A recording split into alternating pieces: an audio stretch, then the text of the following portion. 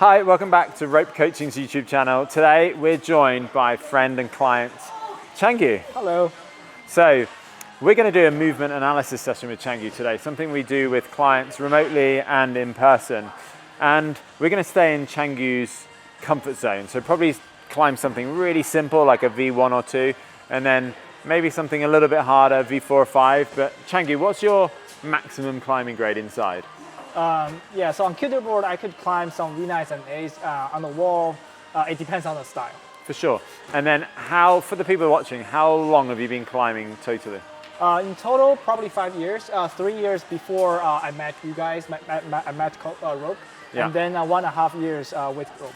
Cool. Well, that's perfect. So yeah, we're going to try and see Changyue in his absolute comfort zone, and then we'll stress him a little bit on some climbs. What would you say is your biggest weakness when it comes to climbing? My biggest weakness on the wall are slopers, and also some, the dynos, running dynos on the wall. Okay, well, let's try and focus on at least one of those today, and let's see how you get on. Changyue, so you've done your off-the-wall warm-up. Yeah. You're about to do your on-the-wall warm-up. What do you normally do? So I usually climb on easy problems. I usually time myself for 15 minutes, and then maybe start from V0, and then I try to exaggerate my moves, drop knees, and try to focus more on techniques, and then focus on the flow of the climbing. And then after my full body is warm, I started try to project or doing some harder problems on the wall. Cool. Well, I think it makes sense then to just do what you normally do, and we'll film you do some V0s, 1, 2s, and 3s. We'll film them, and then we'll go through the video analysis together, and we'll show everybody what we see. Yeah, sounds good. Let's do it. Okay, Changyue, go.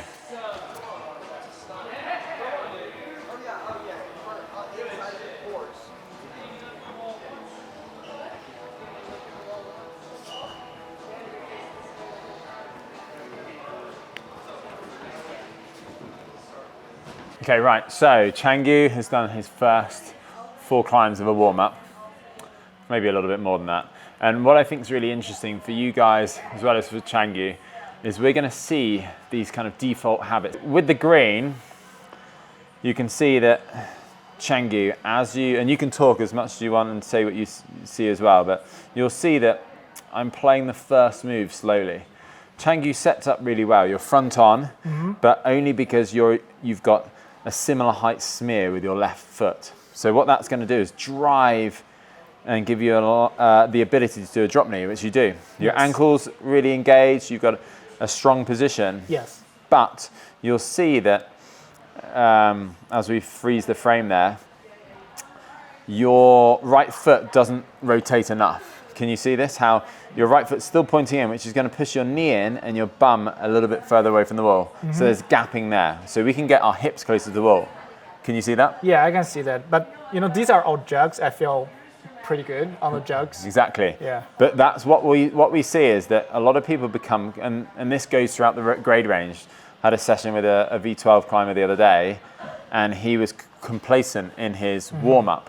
And what that did is these habits become muscle memory, and he over pulls because he's doing it from the beginning. And then what happens is, as you're doing it from the beginning, you're going to be doing it on the harder climbs. So perhaps the reason you fall off your harder climbs are these movement patterns become exaggerated. Yes. So the biggest issue I see here is the lower body's okay. Yes, you could have articulated that ankle a little bit more, but we see no rotation with your upper body. Your lower body is doing a pretty good job, but you say so front on, we see all of your back here, that you can see your left arm pulls too much. Can you see that? Yes, it's like a big jug. I can just use my biceps. Yeah, too much. Too much. You're too strong, Changyue. So that's probably one thing we'll see. So the smear comes up, you come under the hold, but by doing so, you push your bum really far away from the wall. And then the second move, what do? We just pull. Can you see that? Yes. So there, again, with this move, you know how to twist and rotate. We've just seen you do that with your right foot, but with your left foot, you've just stayed super front on. So you're placing your left leg, your toe goes straight on, your knee goes in, your bum comes out. Yes, and also my right arm Pulls. is not straight. No, exactly. So here, if you'd have just rotated your left ankle, maybe smeared high with the right foot, you could have kept your left hip close to the wall. Yeah. And that right arm could have just been a pivot point. So you don't need to pull at all, but you pull. So then you step through, you're pretty accurate with your feet. It's good to see. And immediately in this move, if I freeze it between here when you're releasing your left leg, what are you doing with your upper body? So I was kind of pulling and to hold my position Exactly. when I was on the wall right there. Exactly. So we may actually do this climb again, and we can show you the beginning of this climb in better form. Alex is climbing today, so maybe we'll use Alex as our demo.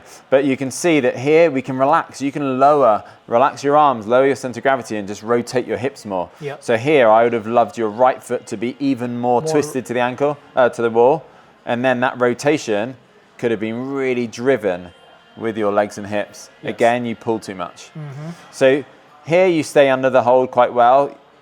You see the pendulum, you use your momentum well, you release your left arm, but again, your left foot's kind of super glued front on, knee in, bum out. So even though your arm's straight, your body weight's coming away from the wall. Yes. Can you see that? Yes, I can. Okay, cool. And then we'll see these kind of habits come into play as we go higher too. So slightly front on and over pulling. You kind of want to eliminate all the moves here, but you get a bit greedy and pull a bit too much. Feet come high, really front on, and the last move, another big pull. Okay, so next climb we're going to do, again progressively, is Changyu's going to have a look at this blue, which they've graded as a V4/5. So in our coaching sessions, even if we've got a really strong climber, well into the double digits, what we like to see is the climber, so Changyue in this circumstance, in their comfort zone. Their default style of climbing, climbs that don't challenge them theoretically. And then after we look at their default habits, some of them good, some of them bad, then we'll start to push Changyue physically and mentally. What happens when that comfort zone, he goes out of the comfort zone, and then we can see whether these habits that we see to begin with in his comfort zone start to kind of exaggerate themselves and throw him off climbs. So we'll see on this blue. Yeah. This is my biggest weakness. Your biggest weakness Yeah, being slopers? I don't like slopers at all. Why is that? Because sometimes, like my hip mobility is not too good. Yeah. So I find it's hard sometimes to stay at the right angle to hold the slopers, to stabilize my body under it. Wow, it's interesting. Yeah. Well, I would clean this personally. I don't know if you're going to clean it, but it's up to you. Okay.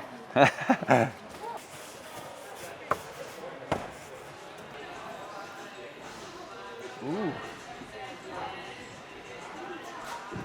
That's a hard start. Hard start. Yes. That's your flash go gone, Changyue. Ooh. That's a hard start. What we're going to look at now is the blue climb. So we're going to start with Changyu's first couple of goes, which are super short. So as you start them, we can see if we freeze the frame that you find it really hard to get your foot off the floor. I mean, in a competition, that would be your first attempt. Foot's left the floor, and then you're done. Yeah. So in this position, we talked about it obviously, but what do you see?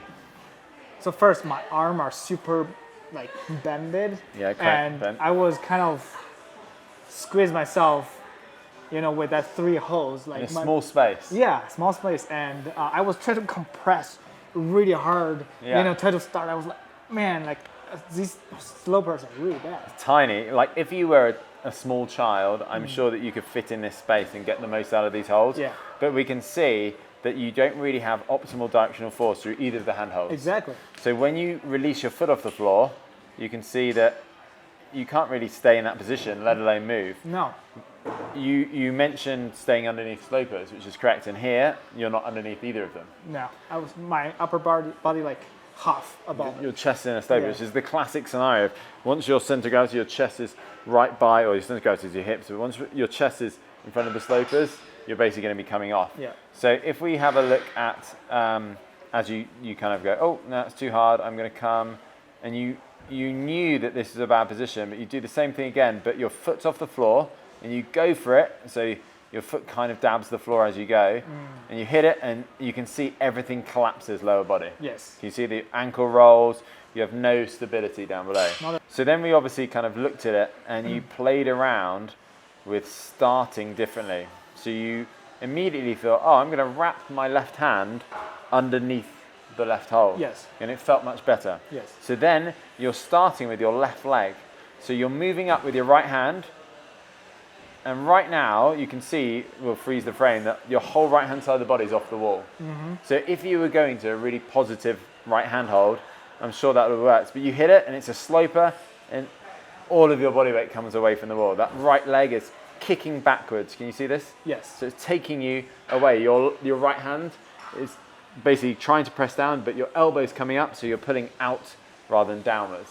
Make sense? Yeah. We obviously, Changyue and I looked at this video analysis before sitting down right now, and you can see that, for example, once we talked about it, Changyue changed the starting position, and you'll see critically you started with your right leg rather than your left leg. Yes. So now your leg directly drives the hand. Yeah, I felt a huge difference when I changed my leg. Yeah. It's like I can pull much more Exactly. force on my left arm. Yeah, and I mean, if you look at this position now, your left arm has got optimal direction force. So you've got this right angle, straight arm, perfect lever, and your leg can drive. It's a little low on the heel, but it comes up, and your stable base can be narrow because if you look at your flagging leg, it mirrors your arm. Yes. Can you see that? Yes. So you reach up to this, you match your feet, and you flag, and that's going to keep your center of gravity low, but more importantly, it's going to widen your base to release this left hand. So you release the left hand, foot comes high, and you wrap the right hand, which is interesting to stay underneath it. You place a heel, and you come into the side pull, and that's not very good, that hold, is it? The side pull is pretty good, like when I Lean away, exactly. away from it. So now your open hip, squared hip, because there's this kind of corner in the wall. Yes. And you're trying to come away. You're pulling a little bit too much on the left arm because you're not shifting your weight over your right foot. But you hit the sloper and immediately you're on this bent arm. So now I would say let's go again with the right hand. But you keep your body essentially quite high on a low hold. Your elbow starts to come up. You're flexing your wrists. You can see that. Yeah. And then you bring your heel up before raising your arm. So now I'd still like to see you drop your center of gravity. You'll lower your hips. Can you see that? Yes. But your hips are really high and your arm is still bending. So if I could like stay a little bit lower, Exactly that will be more stable. Exactly. Bend the legs and then the arm will feel much nicer. The hand will feel much nicer rather than pulling on it. So you bring your hand to the left and then to the right. Then you bring your feet across before you basically campus. Yes. So by campusing, tell me what you see in your body. So I think for my body, like first, it's hard to bring my left foot on top of that. Your hip flexibility. Yeah. What about the upper body? The upper body was also like not very stabilized because they're pretty high. It's so high, so you're locking off, and your chest is approaching those holes like we saw earlier. That can be quite catastrophic. But you match hands. You do keep your hips close to the wall, and you do keep your elbow low and close to the wall, which means you've still got friction through the hands. Then you rock over, and you do this quite quickly. And tell me what you see when that happens. So as long as I hit that sloper, I know it was not good. Yeah. And if I can move my hand a little bit up, Yeah. hit the top of it, it was really good. Exactly. So here, when you go to, firstly you go to grab it, which we talked about earlier. You go to grab it and pull on it. And it's a sloper, which it's a delicate sloper, so we need to kind of lean against it. We're not really grab it like a pinch. Yeah. So you can see that your hand kind of snaps open. Your hips are still quite close, but you can see as you rock over now, your right leg is obviously dragging on the screen, but as soon as it releases, your hips fall away from the wall. And then obviously you fall off.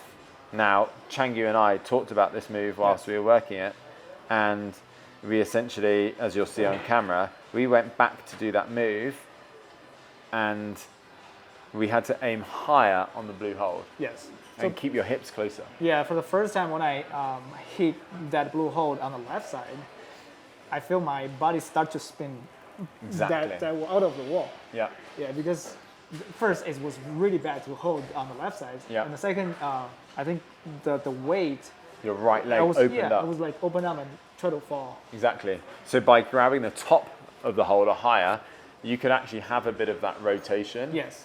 and hold it because you had better directional force Yes. than you did the climb. And what we'll do is we'll show you the video of Changyue now climbing that blue cleanly. Had me in your possession, had you swimming inside my affection, but with you I came second, so I cut off the connection.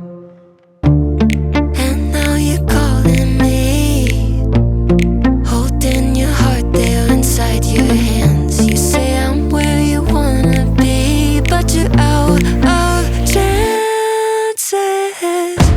No, you don't get to come back, crying over the love that you had. Maybe next try, maybe next time you'll hold on to what you have. As you watch this climb, appreciate how differently Alex and Changyue approach this climb. Changyue works on that ankle rotation as we discussed during this video, whereas Alex has more flexibility, so will opt to stay open hipped more often. This actually takes more weight off because you have a more stable and wide base, but really keep an eye on the angle of their arms in relation to the hold. So are they pulling out from the wall or are they underneath and relaxed? Right, well, I hope you enjoyed that episode of movement analysis with Changyue.